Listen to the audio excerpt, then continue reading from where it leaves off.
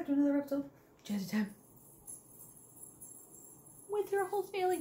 How's it going, everybody? Are you guys enjoying the series? If you are, please make sure you like up these videos down there wherever the likey button is. Subscribe, hit that bell notification so you guys are notified every time I post. And this month I am posting every day, even Saturday and Sunday.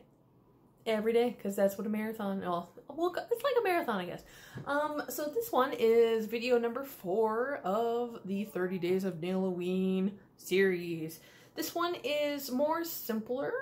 It makes a great accent nail, and it is a simple way to achieve a quick ombre on a nail and making it a little jazzy.